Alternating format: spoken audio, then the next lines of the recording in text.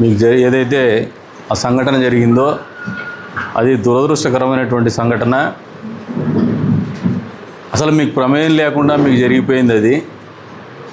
ఈ రోజున మేము చేసే సహాయంతో మీకు జీవితంలో ఏదో పెద్ద అద్భుతం జరుగుతుందని మాకు ఇది లేదు. కానీ బాధ్యతగా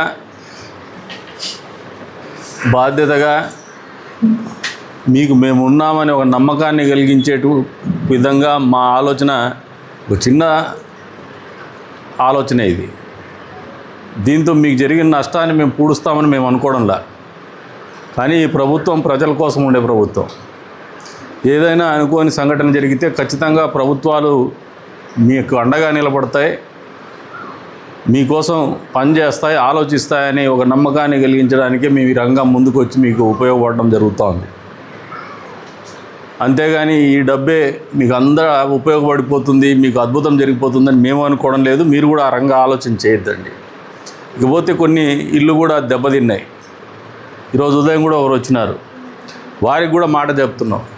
100కి 100% మీకు జరిగినటువంటి డ్యామేజు ఏదో ఒక రూపేనా, అంటే ప్రభుత్వమా, మేమా, లేదంటే ఒక CSRలోనా, ఏదో ఒక రకంగా మీకు జరిగిన నష్టాన్ని కూడా ఆ ఇళ్ళని కూడా సరిచేయించే బాధ్యత ఆ రోజున కలెక్టర్ గారు చెప్పున్నారు, ఈరోజు మళ్ళీ నేను చెప్తున్నాను. 100కి 100% మీకు ప్రభుత్వం అండగా ఉంటుంది.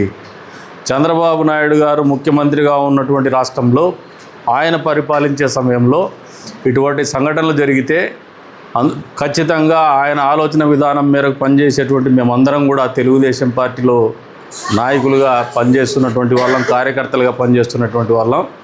సమాజంలో ఏ కష్టం వచ్చినా, సమాజానికి ఏ ఇబ్బంది వచ్చినా, ప్రజలకు ఏ ఇబ్బంది వచ్చినా కూడా మా చేతనైనంత వరకు కూడా వెన్నుదన్నుగా ఉండేటువంటి ఆలోచన విధానం ఆయన నుంచి నేర్చుకోండేదే. అందుకే ఆయన పుట్టినరోజు అయినటువంటి 76వ పుట్టినరోజు అయినటువంటి సందర్భంగా ఇదొక మంచి కార్యక్రమం, ఆయన ఆలోచనకి తగినటువంటి కార్యక్రమం అని ఈరోజు మిమ్మల్ని పిలిపించి మీకు అందజేయడం జరుగుతుంది.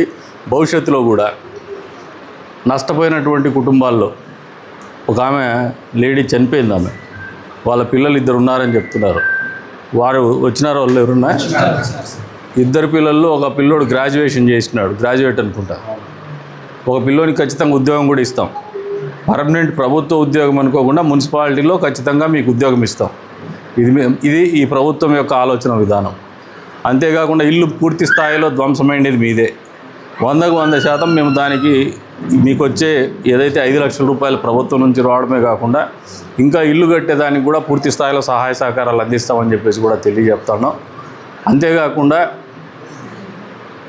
మీరు ఇప్పుడు ఒక ఆసుపత్రిలోకి పోయినాడు అనంతపురానికి, ఆయనకు ఒక కన్ను పోయింది అనుకుంటా, ఇంకా ఒక కన్ను కనపడడం లేదని మొన్నే చెప్పినారు. ఆయనకు 1 లక్ష రూపాయలు ఆర్థిక సహాయం ప్రకటించినాం. ఆసుపత్రి ఖర్చులకి ఇంకా పెరుగుతుందని చెప్పేసి కూడా చెప్పున్నారు మాకు. ఆసుపత్రి ప్రభుత్వ ఆసుపత్రిలో ఉన్నాడు ఆయన. హైదరాబాద్కి ఏ హాస్పిటల్? పైనీర్.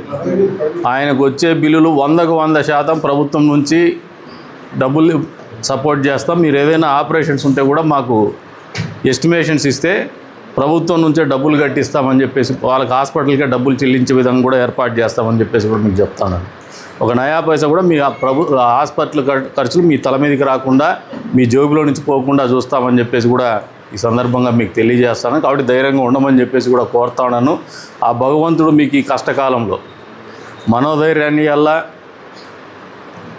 ఆత్మస్థైర్యాన్ని వల్ల మళ్ళీ మీకు జరిగినటువంటి నష్టాన్ని భగవంతుడు పూడ్చే విధంగా తోడ్పాటు అందించాలని చెప్పేసి అందరి తరఫున కూడా, నియోజకవర్గ ప్రజలందరి తరఫున నేను కోరుకుంటున్నాను.